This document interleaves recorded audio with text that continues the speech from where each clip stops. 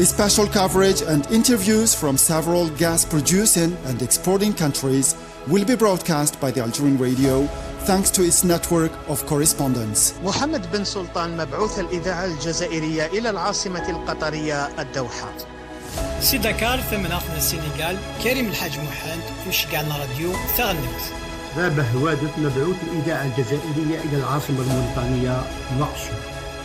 You can follow the event from February 29 to March 2nd on the waves and digital platforms of the Algerian radio.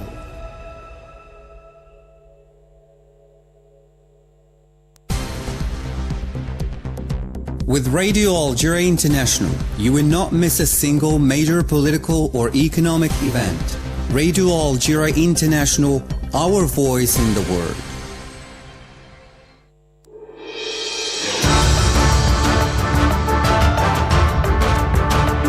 This is the English service of Radio Algeria International. It's time for the news.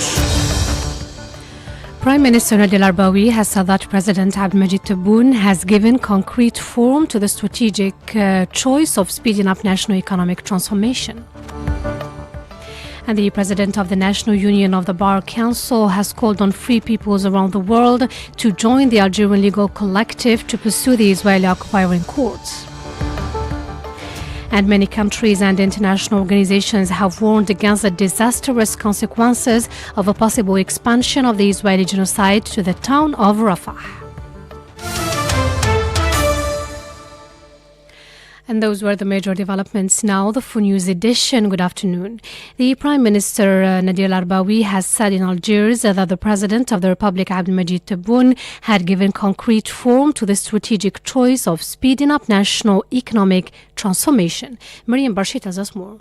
Speaking at the graduation ceremony of the 52nd class of the École Nationale d'Administration ENA, named after the late Mujahid Colonel Youssef Khatib, the Prime Minister had this to say. The graduation of this class was taking place at a time when the President of the Republic, Mr. Abdelmadjid Tebboune, has given concrete form to the strategic choice of speeding up the country's economic transformation by banking on the talents of Algeria's children and its human capital, which is our duty to further strengthen and develop in order to achieve a socio-economic and human progress. The Prime Minister called on the recent ENA graduates to continue to show perseverance and excellency in their work, stressing the need to realize that the world is now a global village where international actors compete fiercely for interests and influence. And now the President of the National Union of the Bar Council, Brahim Tairi, has called that or said that the legal body pursuing the Zionist perpetrators for genocide at the International Court of Justice has filed referrals to the Attorney General at the International Criminal Court in The Hague. In a press conference held jointly with lawyer Gilles Devers, Mr. Tairi called on free men around the world to join the Algerian legal collective to pursue the Israeli occupier in court. The conference was an opportunity to discuss the referrals filed by Algeria and Algerian lawyers to the Attorney General at the ICC against the Israeli perpetrators of genocide against the Palestinian people. The lawyer for his part evoked the progress of the complaint for genocide against the Zionist entity filed by the collective of lawyers with a strong presence of the Algerian bar. He said that lawyers are in a battle that advocates the most basic human rights, expressing his optimism about the favorable outcome of the complaint filed before the International Criminal Court.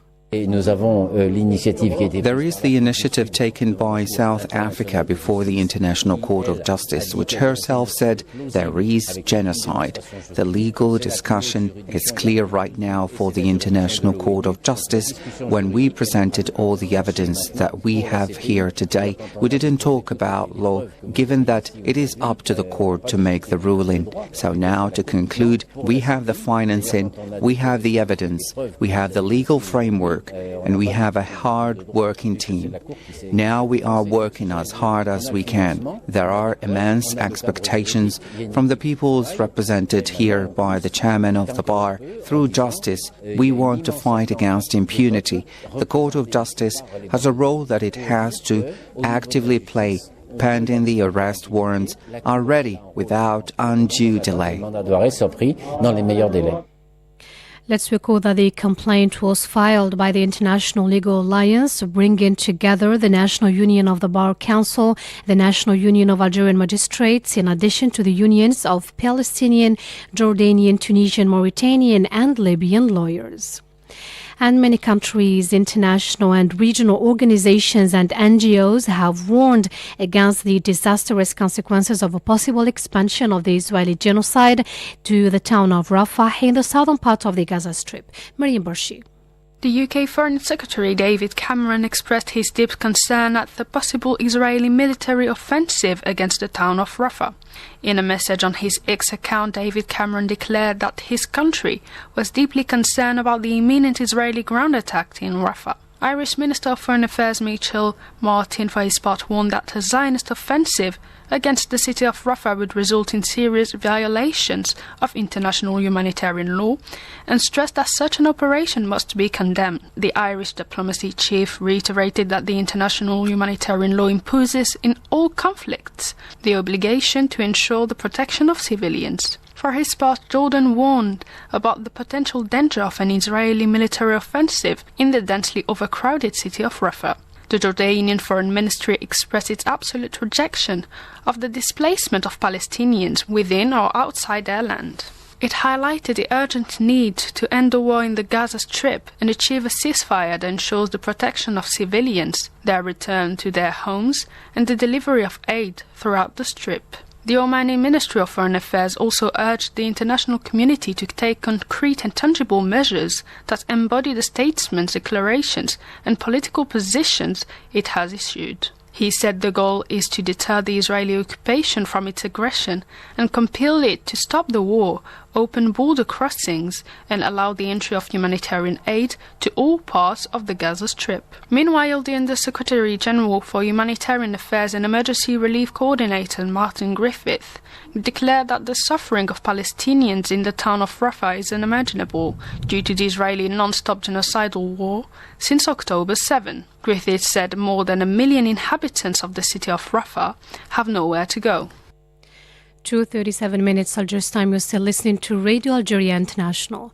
And the Organization of Islamic Cooperation has strongly condemned the continuation of the Israeli aggression and expansion plans to Rafah in the south of the Gaza Strip, home to more than 1.3 million displaced Palestinians in extreme conditions. In a statement published on its website, the organization strongly denounced the continuation and expansion of the Israeli military aggression and its unacceptable attempts to forcibly displace the Palestinian people from their land. The organization has warned that these genocidal actions will lead to a humanitarian catastrophe and massive massacres. And dozens of Palestinians were reported killed or injured over the last few hours, including children and women, as the ongoing Israeli onslaught on the Gaza Strip enters its 128th consecutive day. Jamal Salmani. The health authorities in Gaza reported that at least 25 civilians were killed and dozens more injured due to the Israeli shelling of a house sheltering displaced people east of Rafah in southern Gaza, the area initially designated as a safe zone for Palestinian civilians by the Israeli army. At least 112 Palestinians have been killed and 173 others injured in 14 massacres against families carried out by the Israeli occupation forces across the Gaza Strip over the last 24 hours. Simultaneously, the Israeli occupation artillery targeted central Gaza, causing casualties among the civilian population. There were no exact figures of the killed and wounded in the aftermath of the attack due to the continuous disruption in communications in the war-torn enclave. Meanwhile, the occupation warplanes conducted a series of intense airstrikes this morning on areas in southern Khan Yunis. There were no confirmed reports of casualties. In southern Gaza, the Israeli warplanes continue their airstrikes in the Rafah area amid reports of an imminent ground invasion into the densely populated city, home to over 1.3 million residents and displaced individuals near Palestine's border with Egypt. Earlier last night, medical reports confirmed that approximately 42 civilians were killed due to the Israeli airstrikes on homes and vehicles in the city of Rafah since yesterday's early morning hours. In a non-final tally, the Israeli aerial and ground onslaught on Gaza has resulted in more than 28,176 casualties and 67,611 injuries. Thousands of victims remain trapped under the rubble as Israeli occupation forces are blocking rescue and ambulance teams from reaching many of them. And protests against the Israeli war of genocide on Gaza continue to sweep through various European capitals and cities, demanding an immediate ceasefire to stop the bloodbath, which has thus far claimed the lives of over 28,000 Palestinians, predominantly civilians. And the Director General of the World Health Organization, Tedros Ghebreyesus, has said that the reports of an Israeli military raid into Al Amal Hospital in Khan Yunis, southern Gaza, are extremely concerning. In a tweet on X, Ghebreyesus said the reports of raid into Al Amal Hospital in Khan Yunis, Gaza, detention of health personnel and patients, damage to the facility, and confiscation of hospital assets and personal belongings are extremely concerning. He called for the immediate release of patients and health workers, stating that health personnel, patients, and facilities must be protected at all times. And to football now. As part of the Africa Cup of Nations, the host country, Ivory Coast, will play Nigeria at the stadium in Abidjan, Côte d'Ivoire's economic capital. The football match will start at 9 p.m. Algerian time. 11 years after they were last crowned continental champions, Nigeria is aiming to win their fourth title. You're still listening to Radio Algeria International, 14 hours, 41 minutes, Algiers time, and time now for the headlines. Prime Minister Nadir Al-Arbawi has said that President Abdelmadjid Tebboune has given concrete form to the strategic choice of speeding up national economic transformation. And the President of the National Union of the Bar Council has called on free peoples around the world to join the Algerian Legal Collective to pursue the Israeli occupier in court. And many countries and international organizations have warned against the disastrous consequences of a possible expansion of the Israeli genocide to the town of Rafah in the southern part of the Gaza Strip. You're still listening to Radio Algeria International, and the forthcoming summit meeting of the Forum of the Gas Exporting Countries is slated to take place from February 29th until March 2nd is considered by many a major event as it constitutes a platform allowing for reinforcement of international cooperation and examining the future of the gas industry. And more in this special program presented by Jamal Salmani.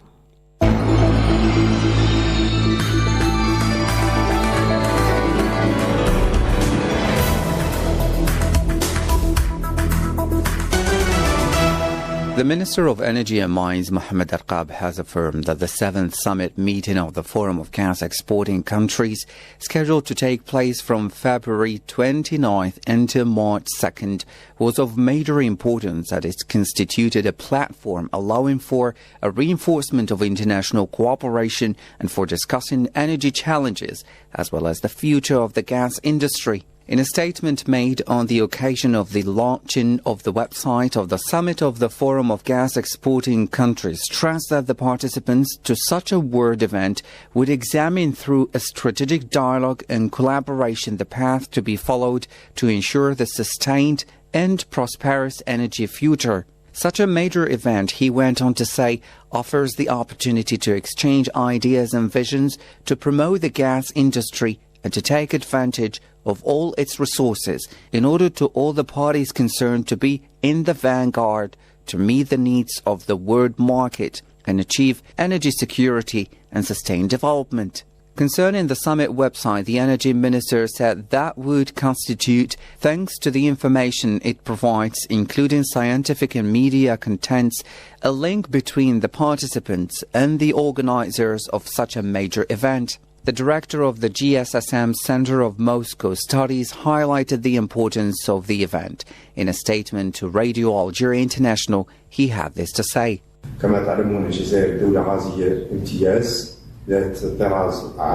As you may know, Algeria is a gas country by excellence with a global standard and enjoys a large experience.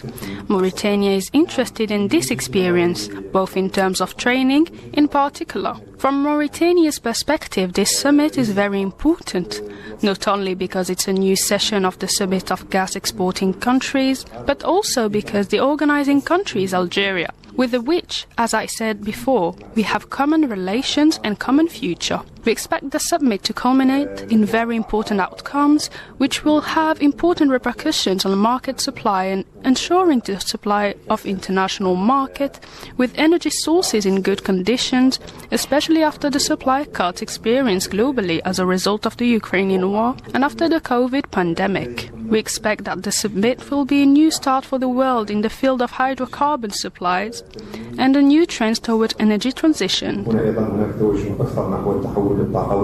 Algeria, which exports over 50 billion cubic meters every year, is a must in the world energy market, as it has major natural gas reserves and is considered a reliable natural gas supplier thanks to its investment policy aimed at reinforcing its position on the market as a result of a long industry experience. The recognition of Algeria's long experience is evidenced by the forum's decision to set up its Institute of Research on Gas here and to close Algeria and to choose Algeria to host its 7th summit meeting. The Director of Communication of Mauritania's Petroleum, Mine and Energy Ministry, Asif Mohamdan, told our radio about the expectations of the forthcoming Algiers meeting, notably the mechanisms to be set up to stabilize the world market. Actually,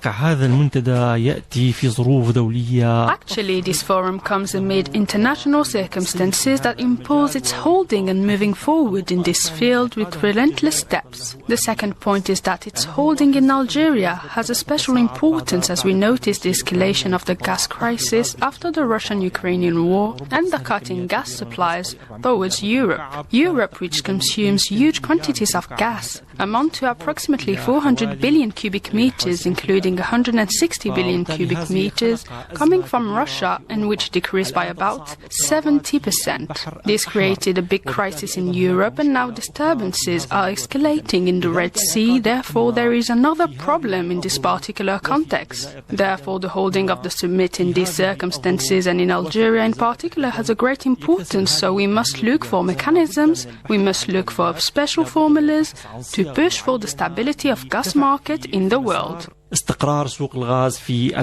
It is worth noting that the President of the Republic, Abdelmajid Tebboune, has reiterated Algeria's determination to meet all the conditions to make of the forthcoming meeting on gas, while highlighting that the preservation and the exploitation of such a precious resource is a shared responsibility. And that was our special program on the upcoming forum of the gas exporting countries. Now let's listen to the international event of the week presented by Mariam Barshi. The international event of the week. The U.S. Secretary of State Antony Blinken held talk this week in Ramallah with Palestinian President Mahmoud Abbas devoted to the situation in the Gaza Strip, which is subjected to relentless Israeli bombardments for over 4 months now. During the meeting, President Abbas stressed the necessity to stop immediately the ongoing Israeli acts of aggression on Gaza and to speed up the delivery of humanitarian aid to the distressed population there. He reiterated the Palestinians' rejection of any forced displacement of the population of Gaza and the West Bank, including occupied Jerusalem, where the attacks launched by the Jewish settlers on the Palestinians and their properties have considerably increased. The Palestinian president once again called on the U.S. to back and support Palestine's bid to secure full UN membership, while reiterating that the peace and security could only be achieved through the implementation of the two solutions. The U.S. Secretary of State reiterated the U.S. support to the creation of any independent Palestinian state as the best pathway to a lasting peace in the Middle East. asked if the two-state solution could be considered at a time when the situation remained deadlocked owing to Israel's continued acts of aggression. Our political analyst Hamid Salhi from California had this to say. First, it is important to note that the two-state solution has failed. The United States had played a major role in pushing for an agreement on this regard under the Oslo Agreement, but that failed because of the double standard the United States took from the start and continues to take. Second, it is more for public consumption, trying to ease the pressure that is on the United States by providing a means or the impression, sending the impression that it is doing something for the Palestinians. In that regard, the United States has no plans, has not presented a roadmap of how this is to be achieved. And third, it is clear that the proposition fails to include what happened on the battleground. The resistance, Palestinian resistance, will not settle for any kind of political proposition from the outside, and one that would serve the interests of Israel more so than those of the Palestinians. And it's clear that the United States has not done that or has not taken that into consideration. There has been no consultation with the Palestinian resistance, and more so, it is a proposal that fails to ignore the reality on the ground, that any solution to the Palestinian or a political solution has to be achieved by a united front, a united solution that lead to achieve the Palestinian aspiration, and also along the lines of what is happening today on the ground. A ceasefire is the most important at this point. The United States seems to ignore it. So by rushing into presenting a political solution after Gaza without the inclusion of the Palestinians, it appears and is likely to be the wrong approach, and one that is seen at this point more for media conception than the reality, than a genuine interest, showing a genuine interest in, number one, stop the occupation, and number two, including in such a proposition all Palestinians in this resolution. The Palestinians themselves, including Palestinian President Mahmoud Abbas, has also insisted on having a fair solution to the Palestinians, and not only that, but such a proposition has to be preceded by an end of occupation, and at this point, the ceasefire. The visit of the U.S. Secretary of State Antony Blinken to the West Bank was part of a tour of the region, the fifth since Israel launched its military operation in Gaza, to try and secure a cessation of hostilities to allow for the delivery of humanitarian aid. His tour came amid efforts made as part of an international mediation aimed at reaching a ceasefire in Gaza. A proposed deal providing for a truce and for an increase in the delivery of aid, notably food, was rejected by the Israeli Prime Minister Benjamin Netanyahu, who pledged to carry on the war on Gaza. Asked if the Israel Premier's rejection of the proposed plan constitutes a blow to the U.S. efforts to reach a truce in Gaza, our political analyst Hamid Salhi had the following. Certainly it does, but the most important question is the United States intending to impose a plan that would lead to the end of the occupation? The United States is certainly under huge pressure. The Biden administration is fully aware of the challenges that are facing on multiple fronts. Internationally, the United States is isolated, particularly with its full participation in acts of what are amounting to a genocide or that are described as genocide against Israel. Its support has given a lifeline to continued Israel commitment of a genocide action.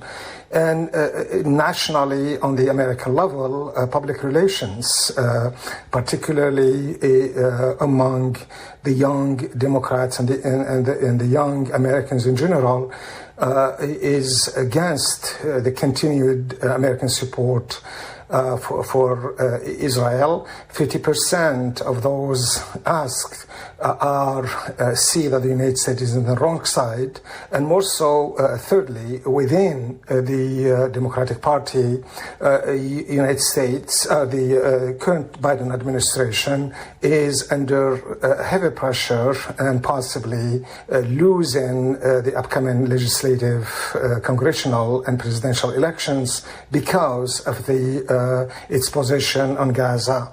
So, on many levels, the Israeli Prime Minister rejection of the proposal constitute a blow to the United States efforts to reach a truce in Gaza, and it has a big impact on American politics and more so, or specifically more on the Biden's election, in the upcoming election, and the rest of the Democrat in the legislative elections. The Israeli army intensified this week its operation in Gaza, targeting the central part of the enclave, and more particularly the southern cities of Khan Yunis and Rafah, bordering Egypt. The Israeli Prime Minister ordered the army to prepare to operate in Rafah, where tens of thousands of Palestinians have sought refuge fleeing the fighting.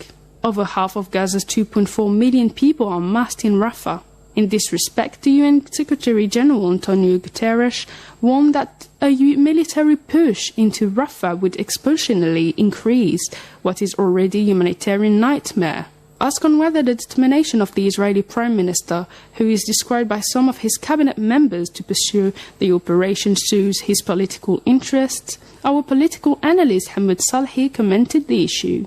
I think it should be highlighted from the outset that yes, Israeli Prime Minister Benjamin Netanyahu's career is at stake. He knows very well that the end of occupation, that the ceasefire will automatically ignite his indictment of crime committed prior to this war. Let's not forget that demonstrations continue or were before he began his assault on the Palestinians. Calls for him to resign are not new, so he knows very well that this is very, very important to him, to his political future and career. But we also should not ignore the fact that Israel and Netanyahu's and Israel's grand agenda for the establishment of a greater Israel is in line with Netanyahu's action and refusal to stop this occupation. And in that context, Netanyahu's political agenda seemed to send a signal that if there were another leader, the resolution could be different. But that is not the case in this perspective. When you look at the support that the United States is providing, the mercenaries that now we know come from different countries, the position of certain Western countries, formal, official position, are all clear indication that they are implicit and they are also at fault for pushing this war and not putting any pressure, real pressure, practical pressure on stopping Netanyahu. And it is in this context then, while we should take into account the personal, but the systemic, the goals, the grand strategies that Israel has since 1948 are also the root causes for this, and it is the reason why Benjamin Netanyahu is able to continue do what he's doing, and without the blessing of United States and its allies, perhaps the situation would have been different. Let's recall that the Israeli attacks, which entered their fifth month, have claimed more than 27,700 lives, mainly women and children. Thousands of Palestinians have been displaced, whereas at least half of Gaza buildings have been damaged or destroyed. Séptima cumbre de los jefes de Estado y de Gobierno de los países exportadores de gas, Argelia 2024. La radio argelina acompaña el evento